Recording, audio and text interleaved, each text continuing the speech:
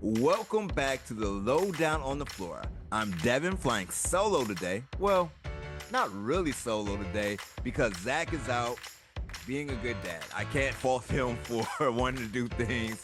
But don't worry, I have a plan. I've come prepared, and we don't have one, but we have two incredible guests joining us for episode 7, which was easily one of the more aggressive, even though I feel like this whole season is aggressive, fast-moving episodes of the season.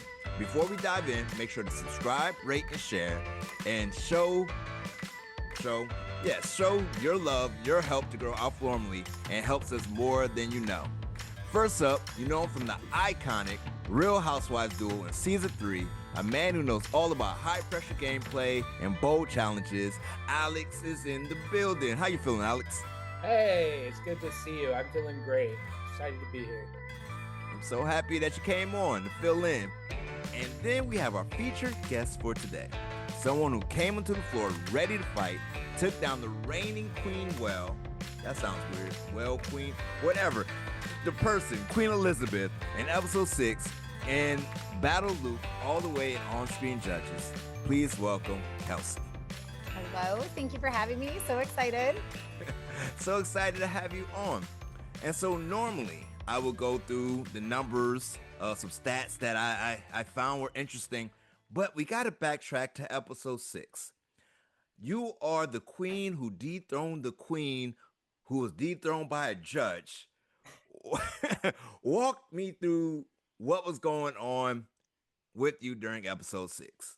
All right. Well, let me just say that by episode 6, anyone who hasn't had the opportunity to play is ready to play. And I would say, especially those of us who were in the middle of the floor, we had been touching the whale since day 1.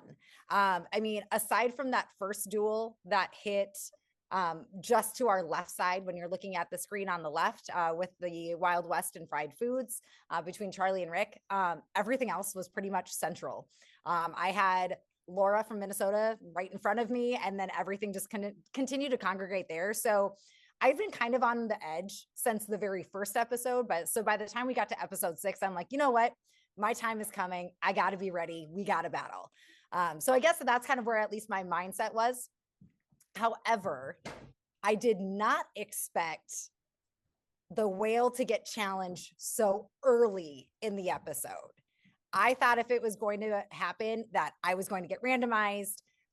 Sergio, who's Mattel Toys next to me, was going to get randomized, and I felt like he was coming for me the whole time.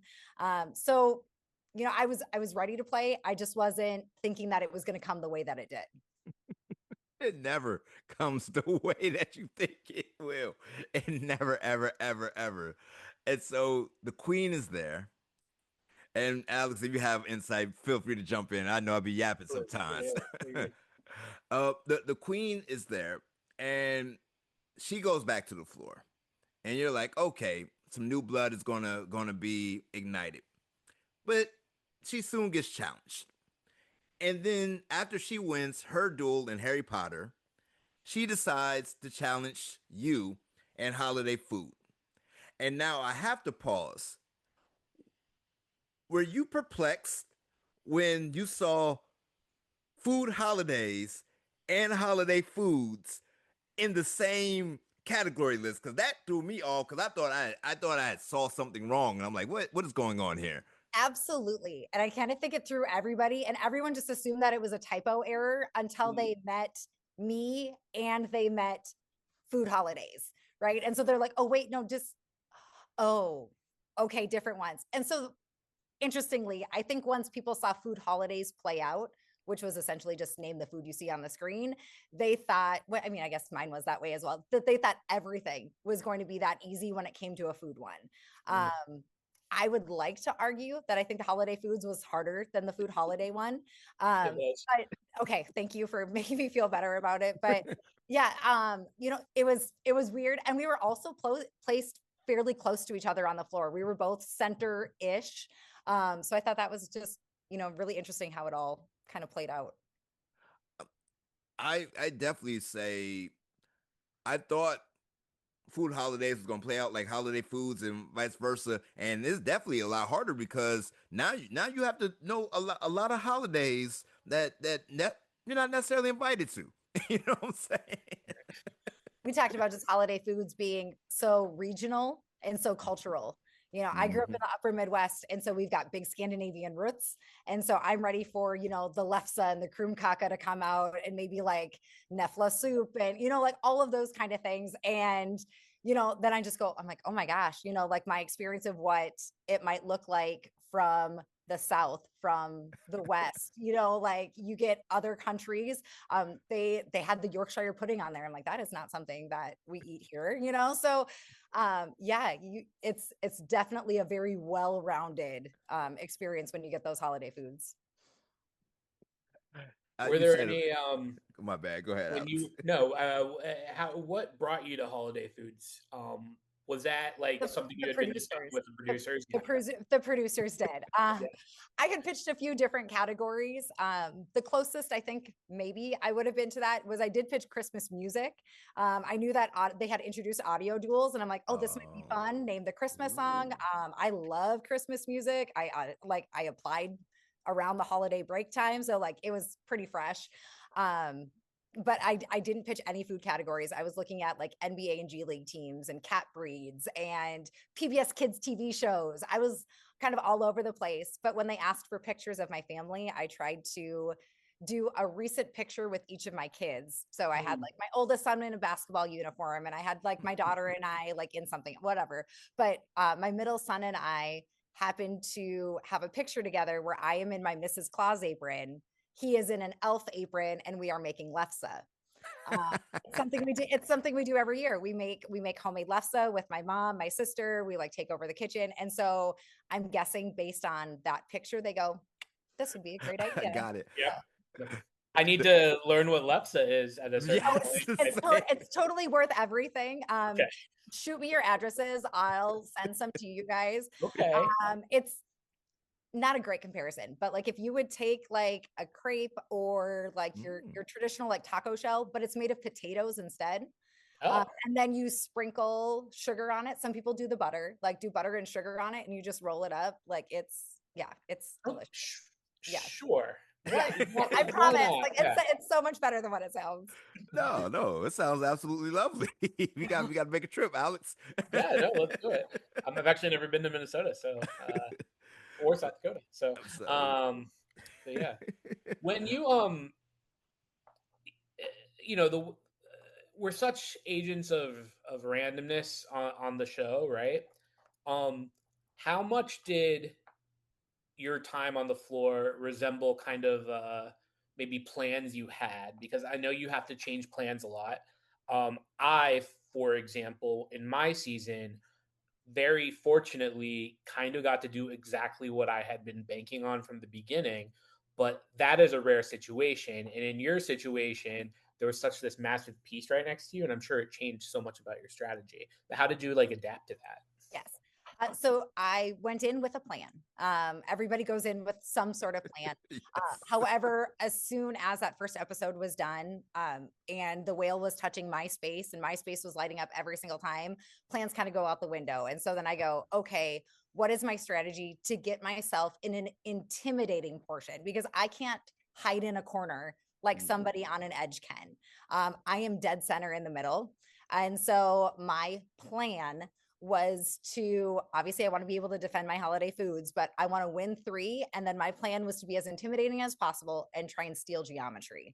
Because based on conversations Hey. that were going around, geometry was an intimidating category for multiple people. It was also on the other side of the whale. So not going through the whale to play it that was the intention. So because then that if I wasn't the whale, it would keep me safer for a longer period of time. Because truthfully, I was just having a blast being on the floor, watching everything happen.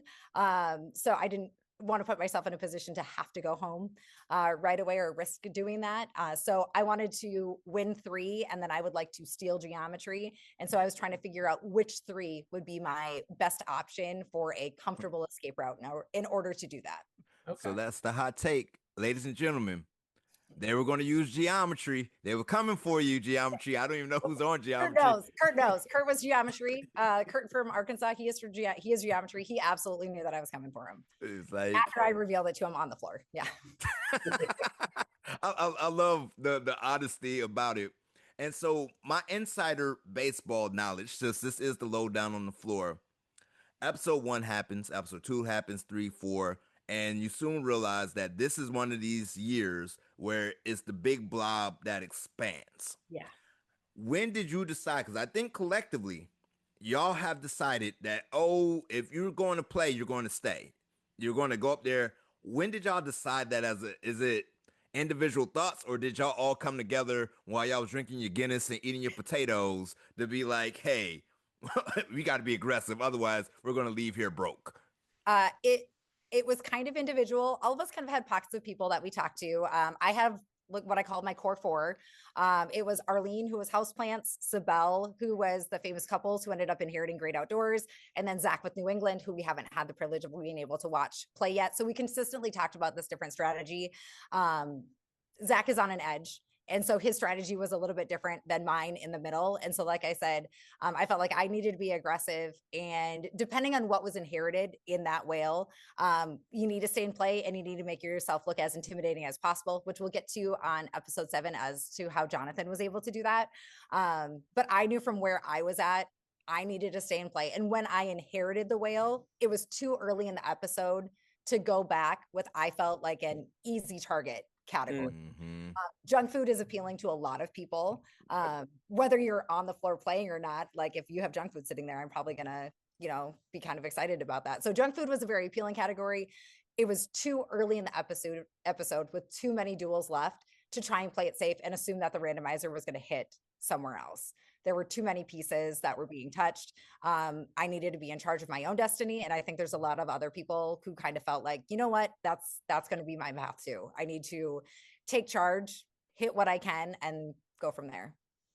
I really appreciate your kind of thoughtful approach to this. You're actually really thinking about it very strategically, which a surprising number of people don't. Let's just say that. And I don't know how it happens as the seasons transpire, but definitely I would say half of our season 3, people were just happy to be there, and then half of the people were like there to play a game. And it sounds like you were like there to play a game. So I think that's really cool.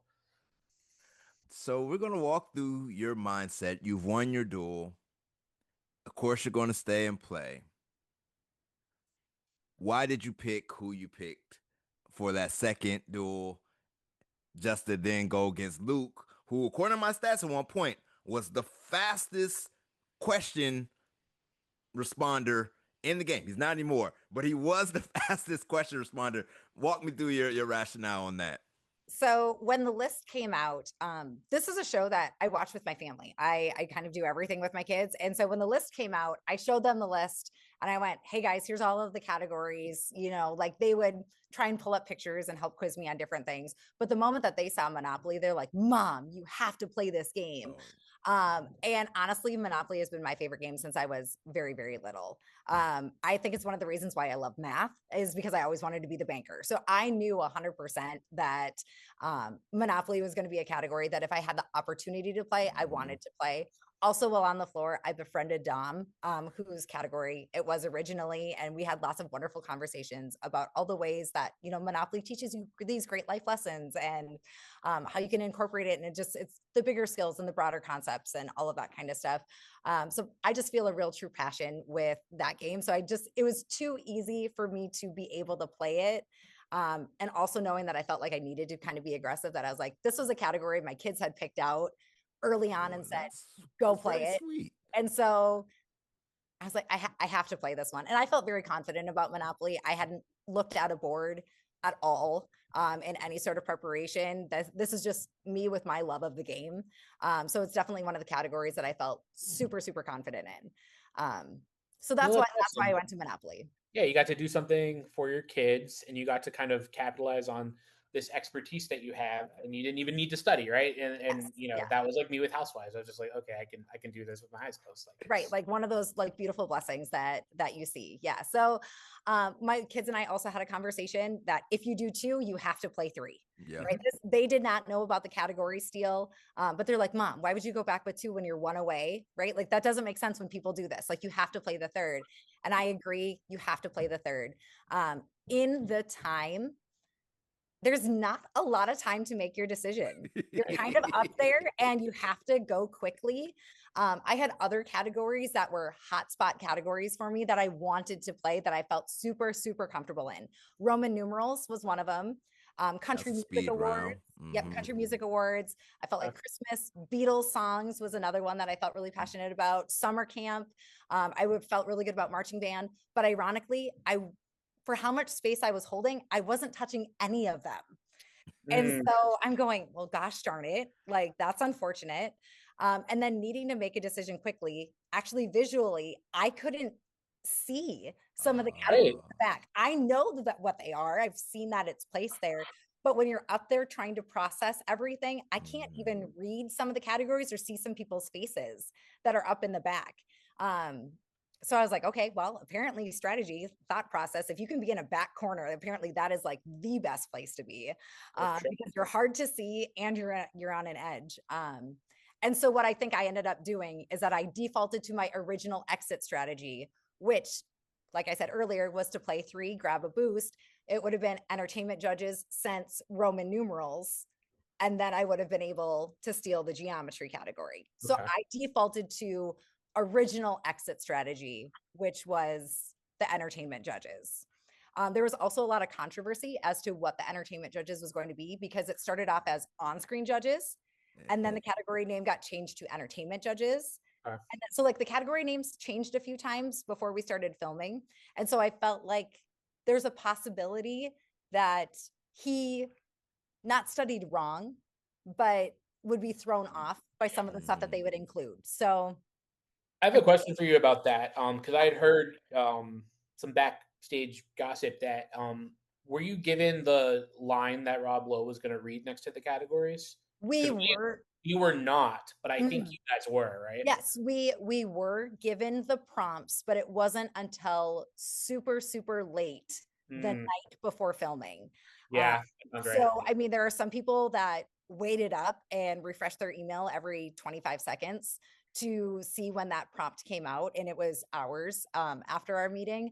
Other people were like, no, my study time is more valuable, or other people were yet like, no, my sleep is more valuable, so I can be refreshed and ready. So but yes, we were given the prompts, but it was very, very late the night before filming. So you hear that, America? If you ever get a chance to do the show, prioritize. It's a long day. If I can't say my words right, prioritize sleep or study. That's the most important things you could do: sleep or study. That don't worry about what the categories, because you know what you know, and what you don't know. So don't even worry about the extra stuff out there, because this Well, is the lowdown. which one were you, Devin? Man, I studied. I didn't do any sleep. I studied too. I did not sleep at all. I was studying in that lovely hotel they put us up in. And that sounded sarcastic, but it was a really lovely hotel that we got to stay in. So Yeah. I would go back to that. I would go to that hotel on a vacation. It was really lovely. So this is about to be a tangent aside. We're going to talk about our process. We got to get into the show, but this is the lowdown. You come here for behind the scenes. So my process after every week of filming, every episode, I would eat my pizza, drink my Guinness, and then I would go in my room. I would restudy my category, because I'll be damned if I lose in my own category on TV, just to make sure that I'm there. Then I somehow managed to make a bubble bath in the bath. I was spritz all the body wash into the tub, spritz that down, run that, then have my notepad, my bubble bath, and another Guinness on the side of the tub and study. And I would do that till whatever time in the morning, talk to my family, who treated me like it wasn't really late in the Mhm. evening, and then I would go to sleep. What was your guys' process of your wound down? Oh, and don't forget looking at the map and mapping out my path of what I wanted to conquer the next day or the next episode. Well, yours was much more interesting than mine. I ranked all of the categories 1 to 100, and then at the end of every night, I'd cross out the ones that we didn't use anymore, and then I'd like study in reverse order from like hardest to easiest. And also, I was getting I was kind of under the weather at that point, so I was also just taking as much cold medicine as possible, which I'm sure probably did wonders for studying and sleeping too. But I thought it turned out okay. So. What Find out about you you, were hyped Kelsey? up on codeine this whole time. Mine actually evolved. I went from being like, I got to focus, lock myself in the room and study. I honestly don't even think I ate. Like, I wasn't even concerned about eating. I'm like, I'm not taking time to eat. Like, I need to study. To, you know what? I really like the people here. Let's socialize a little bit. So mine kind of evolved. Like, the longer I stayed, the less I studied, and the more I just kind of went, like you said, you know what you know, and socialized. But I had already kind of broken the categories down where it's like I had two sections of not going to study. There was the section I don't need to study because I 100% know it, like the Monopoly, the Roman numerals, like those kind of things. I had the 100% not going to study because there's zero chance I'm going to touch it, like witchcraft. I don't mess with that stuff, so I was like, not taking it. Like, and then there's the I think I can be dangerous in it. Let me refresh. So that's kind of where I went. But I did always look at my category because I agree, I'm not going to get beat in my own category, whether it was one I pitched or not. It is my category. I'm owning it. So I looked at my category every day, and I continued every kind of opportunity we had to study to add one or two things to my list that I hadn't thought of before. Because people are going to get the generics. I wanted to make sure that I had that one or two niche items that they put on there that always throw people for a loop in whatever it was. So that was kind of my thing. I kind of relaxed as we went down because I was like, you know what, it is what it is. I'm having a great time. I'm with amazing people. I have great friends. Like, this is. And Kelsey, I'm gonna tell you something. You know what's gonna happen? They're gonna work out those whatever copyright issues they can. Christmas songs is probably gonna be a category I because hope so. I hope so. because Yeah. I think they take our pitches and they like, we can't do it this season. We don't have enough time, but that might work because That I one could fit. pitched U.S. Yeah. presidents. That's what I pitched. That was my number one category that I Also, wanted was you presidents. must be super excited to see that one come and play later. I do. Okay.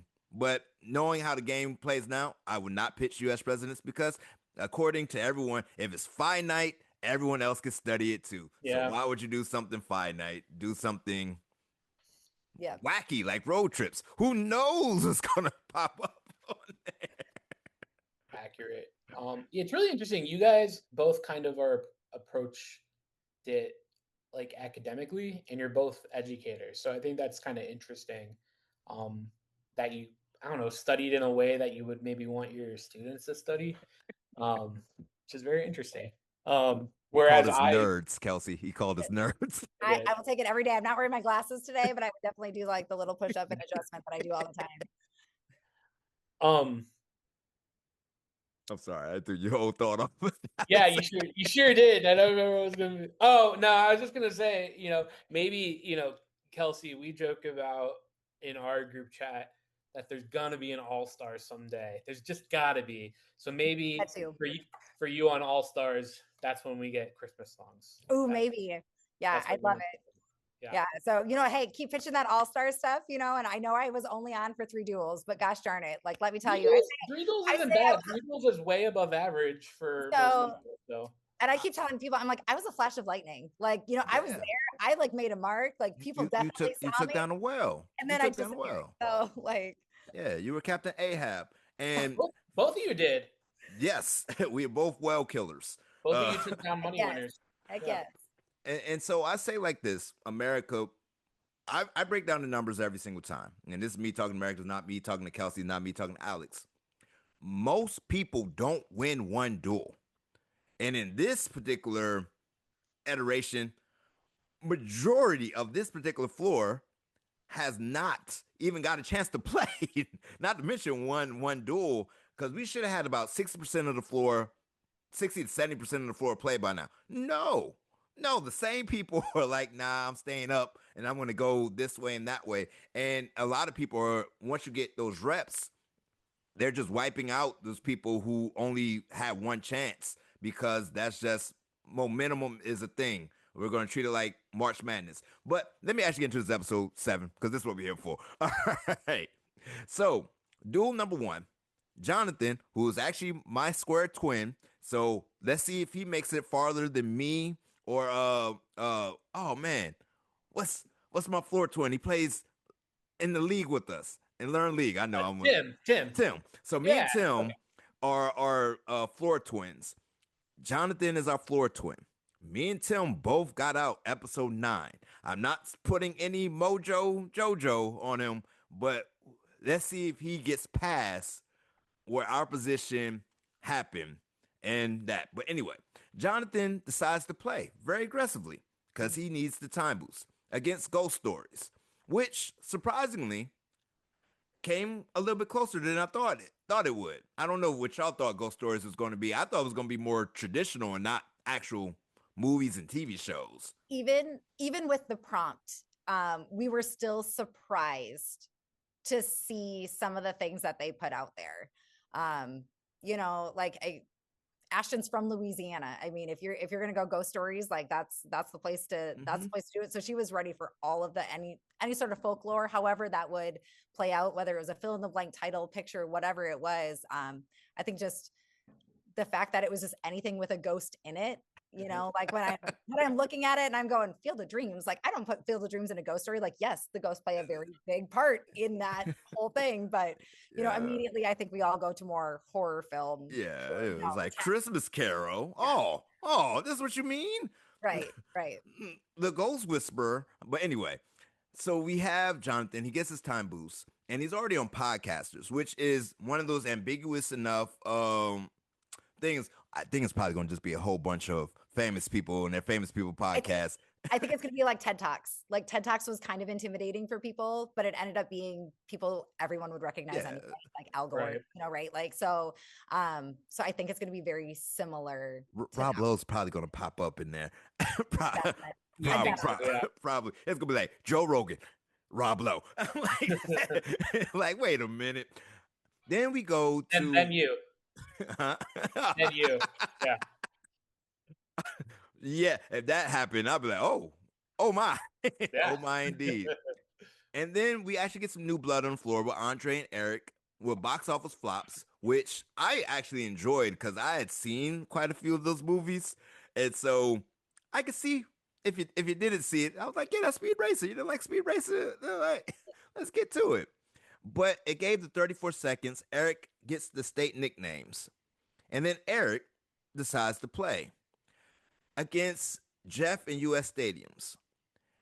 Now, I don't know about you. Watching that duel, I just knew Jeff was going to win. Did you feel that way, Kelsey? Well, I mean, Eric ended up winning. Jeff knew his stuff, and Jeff was intimidating in his category. So we've talked about how some categories are intimidating, some people are intimidating, and some people in their category are intimidating.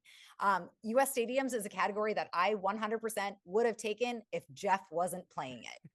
I mean, it was one of those things. I mean, granted, I wasn't touching it, so it's not like it was an option. But like Jeff, I know he knows his stuff. I talk to him frequently. And if you give him that duel 10 other times, he's probably going to win it 9 times. It's just when he said things shake down. When he said he had been to 72 stadiums, I'm like, oh, it's a wrap for you, Eric. Yeah. Just for it not to be a wrap. Never know. You're right. Never know what happens. So Jeff is the only season 4 person I've met before, and so I went to a trivia competition with him and some other people from the floor this summer, and got to meet Jeff. And so I would definitely not have wanted to go up in stadiums against him either. He knew everything about sports. So yes, he does. He's in our fantasy football league too. We've got a fantasy football league with some that's fun. From season 4, and he knew. This is a huge tangent. He knew that my brother-in-law used to be a minor league hockey player, and he knew his name. And I was like, what? He's 100% into hockey. Like hockey is yeah. That is intense. That is intense. Yeah, you're right. Yeah. If you hearing all this about Jeff, I would have left Jeff alone. I would have went straight to Roman numerals or U.S. presidents or whatever else was touching. That was a gutsy call on Eric's to go against Jeff. And then this is where Zach should have been here. Eric goes against fruit trees. Zach's whole thing was trees, and I wonder, I wonder if how well he would have did in this category. But when you mess with fruit trees, there's a lot of fruit that we just don't eat. And what did you think about that duel? Because this one, Rebecca comes into the picture. Right. So Rebecca, she's holding the Midwest strong. So I really appreciate that. The Nebraska girl. But I knew she was ready for it, but that was also a category though too, where you go and you can look up top 50 fruit trees and you can memorize. I mean, I know it's not a completely finite list. But I mean, everyone can recognize an apple, an orange, a lemon, a pear right away offhand. You just need to find some of those unique ones that girl like kumquat. And she even said that she goes, God, I looked at that so much that like the fact that I got that one, yes, like, so it was a good duel, but I kind of knew that Rebecca was ready for it. It's just a matter of like, walk through your produce department. Is this there? Because you can really, the tree aside, you're just really naming the fruit that's on the screen. Mm-hmm. I thought it was a good duel. I thought there were just too many passages in the duel because it was so studyable. Obviously, nerves are at play, but I thought Eric had done really well in his other duels. And this duel, there were just too many passes. So I think, I think there were probably other categories that he could have gone for that would have been more of a slam dunk. And you're right. Looking at the numbers, 5 passes. Our kind of rule of thumb is if you do more than 2 passes in a duel, you're probably going to lose. Mm-hmm. And 5 passes with a time differential of 31 seconds, where she still answered 1, 2, 3, 4, 5 answers correct. That is, yeah, Eric. Maybe the nerves do get. And this one was actually a pretty smart play for duel number 5, the superfood. You already been studying fruit trees. Go in and dive into the superfoods against someone in an inherited category. That's what I was gonna say. An inherited category, 100%. Like I follow Rebecca, and she is actually on a health kick right now. But there's so many superfoods that are also the fruits. And so there was just so much crossover that I felt like it completely made sense. What I really love about this episode was how aggressive everybody was. Because like I said, by the time you get here, you haven't had a chance to play. And that side of the board, for the most part, had remained really untouched, other than the Golden Square duel. And then we had a Variety Axe duel. The rest of it has kind of just sat there. So they have been watching and watching and watching. So I think people were ready to like, okay, let's start shaking things up. Let's get some attention our way. I need to make my mark before I get swallowed up, because also early on in this episode, they see 3 specific little islands because of that whale. And nobody wants to be a little island and get randomized and not have an opportunity. Have a choice. So it absolutely makes sense for them to be aggressive, whether they want to just get a bigger territory and then they wouldn't have necessarily that little island choice, or to play, like they said, for boosts or category steals to at least make themselves competitive against the whale. Yeah. And that makes sense. Like the psychology of it, we always are saying like, when is it advantageous to actually be aggressive? But we also mitigating the fact of boredom. Like after a while, like I really want to play, and if I don't play, I might never get a chance to play. Will I get some money? Maybe. I don't know. Not the way Jonathan is set up right now. I have to set myself up to do a little bit more, because podcasters with a time boost against a podcaster is a bit intimidating. Like you said, it's the person on the category and other stuff. And now he's taking the Angie defense. I will always call it the Angie defense of using the time boost as a shield. Even if you stole podcasters from him and you gave him what you have, he still has a time boost against you. And he seems like a sharp individual. It didn't seem like he was weak, because he has a variation of his categories. So it's so many things running through your brain, which is going to lead to a train of thought at the end of this episode that was kind of baffling, but I think I understand, but not quite. One thing I do want to say about the superfoods, you got to know the Kai berry. You got to know that. Like, come on, that's in like that and pomegranate. You got to know those two. Those Those are so trending. And then you throw the berries in there. I said, like, those are literally in every single sort of like whatever kind of bowl or parfait you are eating. Like everything is those. But Yeah. maybe he didn't look at his superfoods every and, day before he went to sleep. but I will say, like pressure is hard. And, like, I mean, I look back at some of my duels and I'm going, I absolutely 100% knew what this was when I passed on. I'm like, what am I doing here? Like, but in the moment when you have to make a second decision, do I know it? Do I not know it? You have to roll. Yeah, because the worst thing you could do is sit there. Yes. You need to just pass because that's cheaper. That's quicker than thinking about it for a couple of seconds. Absolutely. Yeah. So we go into number 6. Rebecca's still being aggressive, and she does summer camp. Summer camp, I feel, is one of those speed kind of categories. Do you know it or you don't know it? Against Jason, and she was doing really, really good until like the very, very end, where she had 2 passes in a row that kind of threw her off for Jason to win that duel and knocking Nebraska off the map. Now, Jason already has money in his pocket. Jason is also in the corner. So I definitely understand why Jason was like, nah, I'm going back to the floor. I'm in a corner. I got Molly back there sitting on paleontology, who's already gone. She's not coming after me. He's sitting pretty. He's in the Alex spot of last year. Yep. Did y'all agree with his decision to go back to the floor? Or were you like, you got to be aggressive? No, absolutely. Like when you look at it, because we truly want what's best for everybody when they're out there. I mean, obviously, when you're on the floor, we want the gameplay, but watching it back, you're going absolutely 100%. Jason was right to go back to the floor. He is protected on multiple sides. He doesn't gain anything by continuing to play. Unless he was going to go challenge the whale, he's not going to get the money. There's no possible way. The whale was too big. So he's already proven himself now twice, and he's protected on an edge. I think you stay and then you let that randomizer hit somewhere else.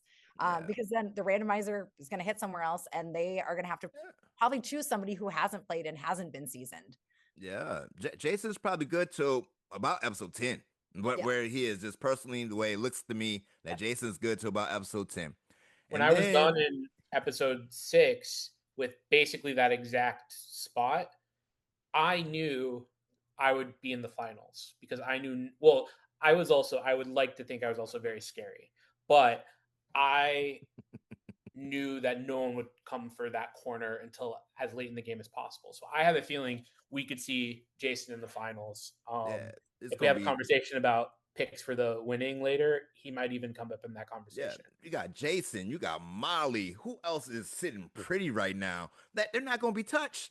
Like the way they're set up, they are finale bound in my mind. And now I got treated like Survivor. Who's getting these winner edits? Like, you keep showing me this person. Am I supposed to care about who this person is? Anyway, that's neither here nor there. We will go deeper in that. So we end up going to Aaron, our sweet, sweet summer child, who had the bad decision of going against, was it podcasters or deli? Yes, that is an option. I mean, this poor boy, he is a college kid. There's no way he's going to any sort of deli. He's probably living off of ramen, so yeah, he was just stuck between a rock and a hard place. And there's nothing he needed more than just to not be randomized this episode, because he needed just at least the time to study, right? Like give me a little bit of time to study one of those categories a little bit better. I mean, he was next to Deli the whole time, so he probably should have been ready for that one. But yeah, it was As soon as he said he didn't know what Swiss cheese was, I was like, oh boy, this is it's not going to go well. But you know what? I will say, really entertaining. He made a really nice impact in the couple of minutes we got to spend with him. Sometimes those kind of more one and done type of people, you are like, okay, they're gone, who cares? But in his case, you're like, oh, I like that guy. And then his category was ancient Greece. So I'm like, the guy who doesn't know about Swiss cheese knows about ionic columns. It didn't make any sense to me. And I tell you what, he knows his category, so it's just such a shame that he wasn't able to flex that. To defend it. Yeah, that's a crazy, crazy podcast or deli, and you kind of felt bad for him because he was so excited to get what pastrami. He was like, "Yes, Or pastrami, prosciutto. It was the prosciutto." prosciutto. I was like, I will "Oh, say, listen, deli wasn't that hard, but it was a lot harder than I thought when they had like the yeah, carving fork, and I was like, oh, you know what? Actually, this was a little because our season, I think we had sandwiches, right? Or yeah." was that the season before? Sandwich ingredients. Yeah, we Yeah, had and it's like that was a little more like, all right, tomato, mustard. pickle, mustard, Okay, yeah. yeah. But You actually had no the meat. this had some stuff in it, yeah. And then we get to Debbie inheriting ancient Greece. And of course, we've already named the name of the game is be aggressive, be aggressive. And she's already naming her path is to go through marching bands. Now, I got to root because South Carolina finally gets to come on board. I'm a proud South Carolinian. And so marching bands comes up and Josh wins the duel. And he now has a choice. He's inherited ancient Greece. Mhm. Podcast is right there. But we just said it's the man on that particular position. Were you shocked that he was one, aggressive, and then two, not challenged for the money? I think he made the mistake of revealing the fact that he didn't like ancient Greece. He specifically said, not a fan of it. And I'm going, honey, even if you're not like, at least throw out a Justin Call of I know Sandra Bullock movies. Like, Yeah. like at least pretend like you know it. So I felt like that was Josh's mistake, not necessarily of what he chose to do or not to do, but the fact that he showed his cards of I'm not comfortable in ancient Greece. Um, Obviously they are wanting to be aggressive. Josh wanted to be aggressive, put himself in a good spot. We have seen the category steal, which I love that they included this season. So good. Be used both offensively and defensively. It shakes people a little bit, wondering if their category is going to get stolen. And so, or like just even having that 5-second time boost. And Josh is near that sweet spot as well, kind of toward that corner. And so if you can kind of just minimize what's around you, and then it minimizes the chance that somebody will get randomized next to you, right? And then you'll be able to just be fine. So I don't fault him for wanting to play.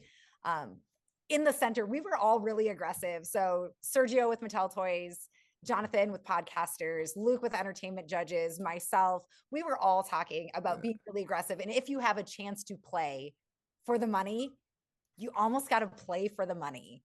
Yeah. And maybe if Jonathan didn't have the 5-second boost, Josh would have did that. But yeah.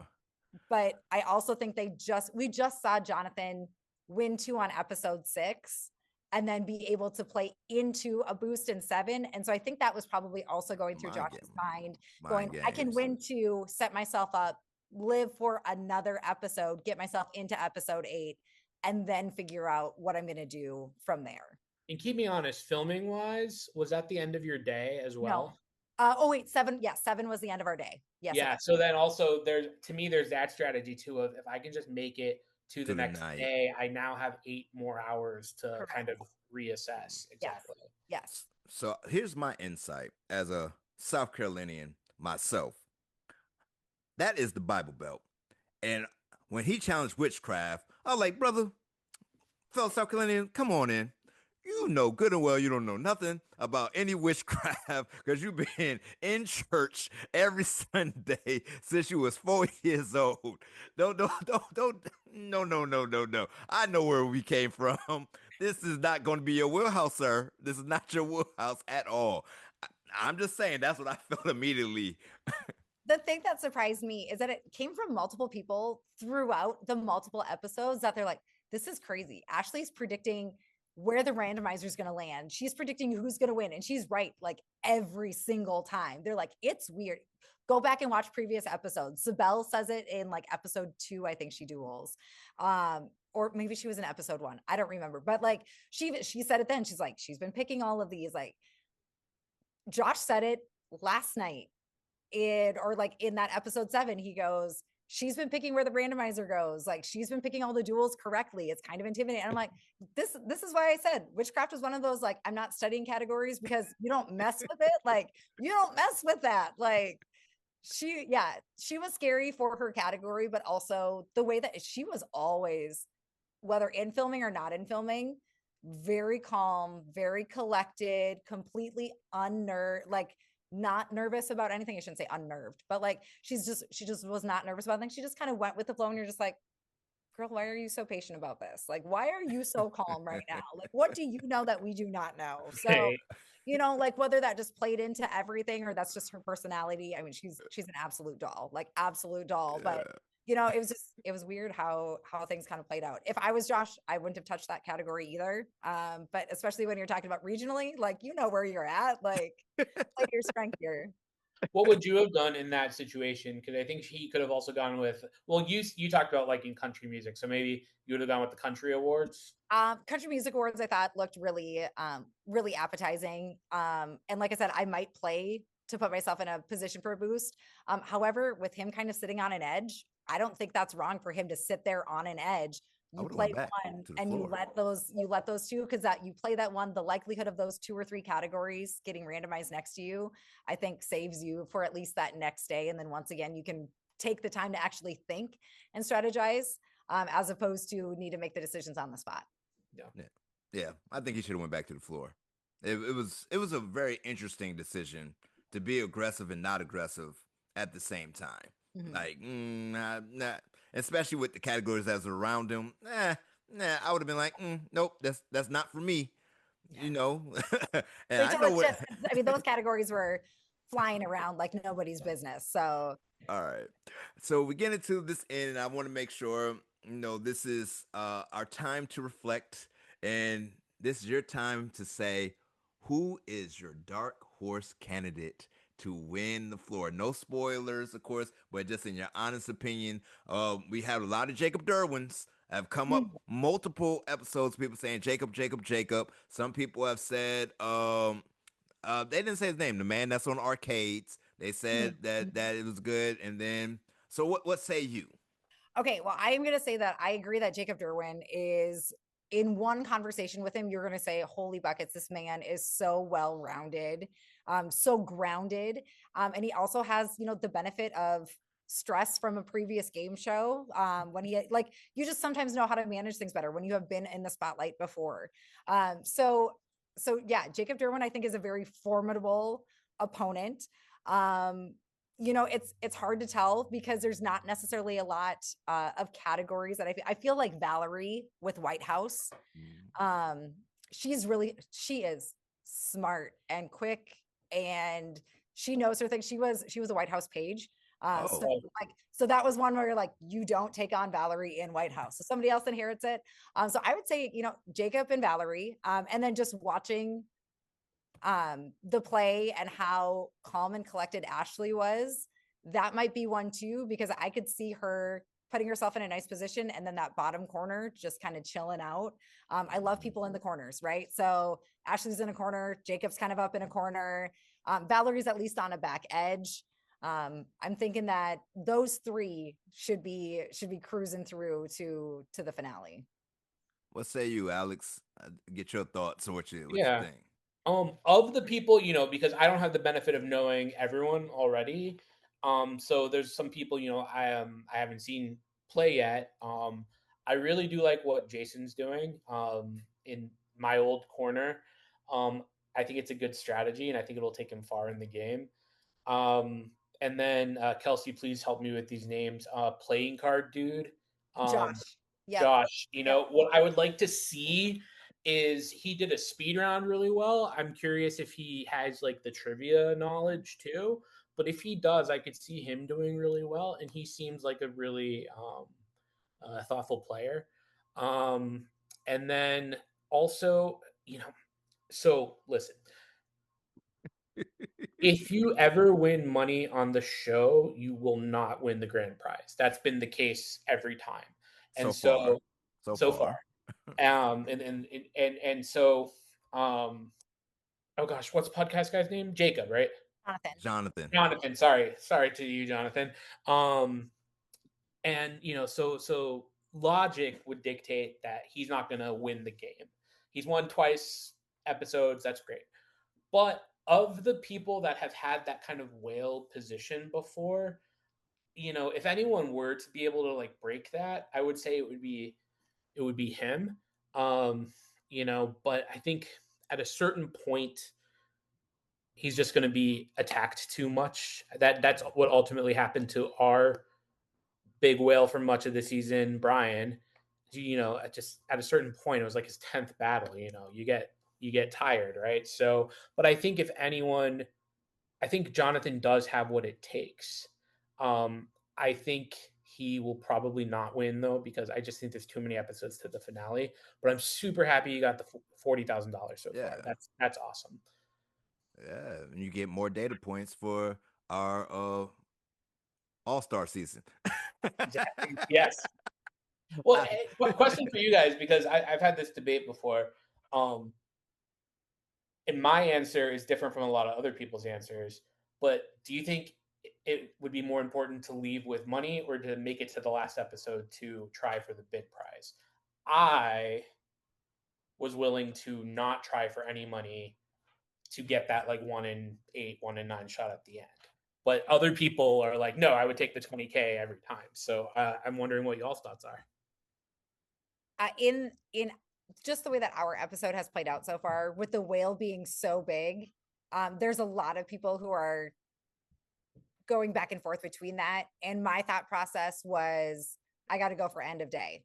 But that's because I ended up absorbing the whale and being the whale, Right. and knowing that it's not going to make it, like you said, it's going to get the constant attacks. Whether you are aggressive and you inherit intimidating categories, somebody's going to come at you eventually, right?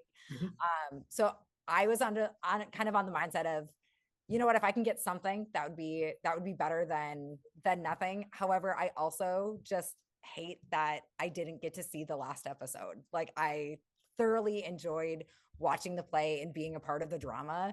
That emotional experience was also very enriching. I don't want to brag at all as someone who was fortunate enough to see the end of the day of the last day, but that was the cool part for me was I would have had so much FOMO to not know how every single thing happened and to like miss out on like those couple of days. So like you're completely correct.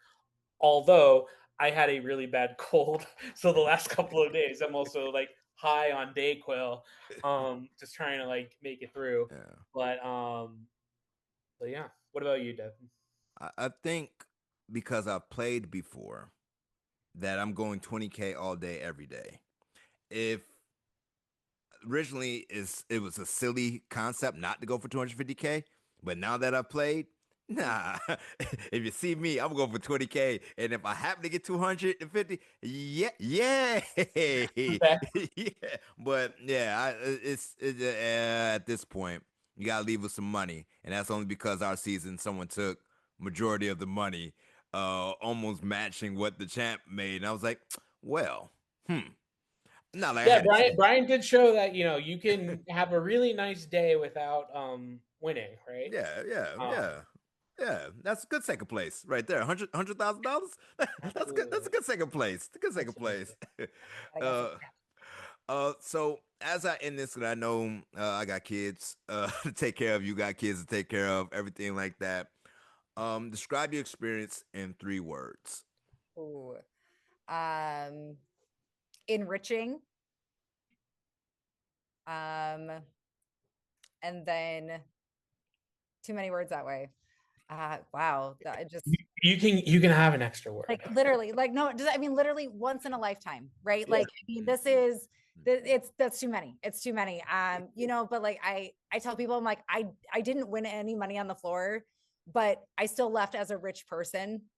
Like, the bonds that you make are ridiculous. Like, Yes. we talk, and like those people mean so much to me. So sorry to get emotional here because the rest of it's so much fun. It's so But sweet. like, It is. those, I mean, like, the people truly do mean a lot to me. And I know we were only together for a week, but yeah, trauma bonding is real. Maybe like trauma bonding's real. Can I make that my 3 words? Like, uh, I don't know if they joked about that with you guys in your episodes, but they started with that. They're like, we call it trauma bonding. And I'm like, okay, well, I'm like, it's kind of insensitive to people actually who like go through things, but like, I mean, No, just you go through it. it's Yeah.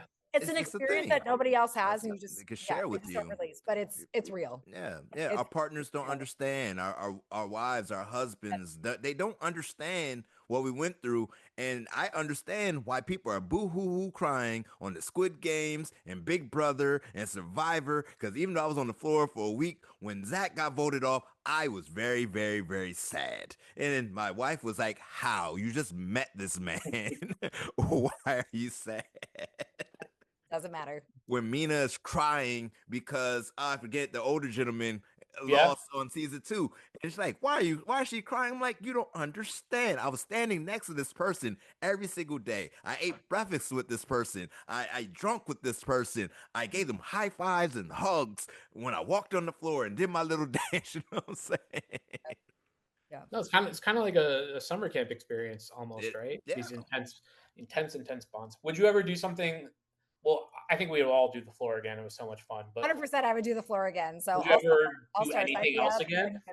What? Yes, let's do All Stars. But would you ever, is Survivor in your future? Is Wheel of Fortune in your future? I actually did Wheel of Fortune almost 10 years ago. Okay, so that's a whole different conversation because I'm a Jeopardy kid and I was right Okay. across the street from Wheel of Fortune. Yes. And Yeah. So I did Oh, Wheel of Fortune like 10 years ago. That was like a lifetime ago. My boys were babies. I didn't have my little girl at that time. I mean, just totally different experience. And I think Jeopardy is a very different experience as well. Yeah. Did you win any money? Yes, I did. Yes, it was beautiful. It was wonderful. I had the full gamut of that experience of That's awesome. Of everything. So yeah. Did you find now? Keep me honest here, because I won money on Jeopardy as well. But I still prefer the floor experience. Isn't that kind of weird? But like the whole totality of the experience, Jeopardy was incredibly stressful. I don't know if Wheel of Fortune would have been considered stressful. Jeopardy, we're all sitting there in the green room, like silently, right, like, praying. Yeah, Wheel of Fortune was definitely like that's like my iconic moment. Like I grew up watching Wheel of Fortune, Jeopardy, Price is Right, right? Like I mean, I was like, wow, this is cool. Like real people get to be on this show, and so it was very neat with the experience. Very humbling and pleased to be able to win money. But yes, my experience from the floor, I think would go up, but it's the long-term experience. I was able to be on the floor for multiple episodes and have the full where you don't necessarily get that in Wheel of Fortune. You're one and done. Like here's your episode, here's your taping, then you're done. I mean, even just one episode taping of the floor is so much longer and so much more intensive than the attention that you get when they're filtering through people, just because, like when they're putting out new episodes literally every single day, it's just it's totally different experience, not very comparable, but yeah, the floor is. Oh, cool. Well, I'm so happy you've been on Wheel of Fortune too. And I have some questions about that because that's definitely on my future list. Because I want to be on everything. That's my yeah. If anyone needs a partner for something, like we can make like a whole game show team. I'm all about it. I definitely want to battle you in All Stars. I think that would be really fun. Love. I can't wait to do that. So we will continue this formally love fest, but I got to wrap it up. But I enjoy it. But Kelsey, thank you so much for joining us, giving us your insight, and for bringing that incredible energy that made your run so fun to watch. Thank you. And a huge thanks to Alex for co-hosting with me today, the Real Housewives duel king himself. Thank you so much for having me. And to everyone listening, don't forget to subscribe, rate, and share, and show to grow the formally, which is expansive now. We actually have enough to fill out a nice good little all-stars going in. And follow us on Spotify, YouTube. You can email us at thelowdownonthefloor@gmail, where the low is spelled LOWE. And let us know your thoughts of episode. I can't even speak at the end of the episode. Let us know what you thought of episode 7. Who surprised you, who impressed you, and who you might think will become the next. Well, I'm Devin. This has been the Lowdown on the Floor, and I shall see you next time.